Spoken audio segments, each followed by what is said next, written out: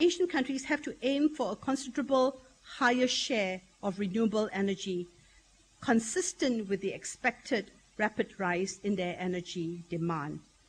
And I just feel that it is extremely difficult because everyone is saying that it's not just the cost, but also the lack of reliability on some of these options. And so how do we actually make sure that we can manage this in a proper way?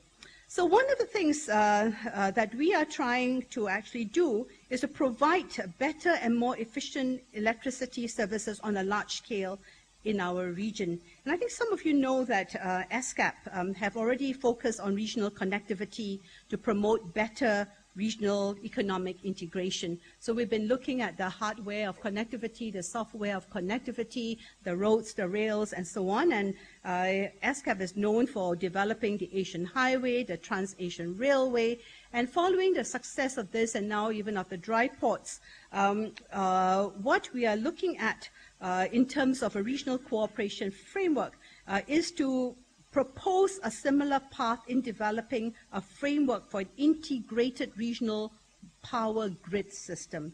In effect, a creation of what I would in fact call an Asian energy highway. And the region has vast energy resources, including hydropower, coal, which could be better utilized through an integrated system to maximize the generation of electric power depending on demand. So through an integrated regional power grid, it would also be possible to further push for the application of advanced fossil fuel technologies, as well as development and interconnection of renewable energy to the main grid. So at the sub-regional level, including ASEAN and SAARC, such a planning is already taking place.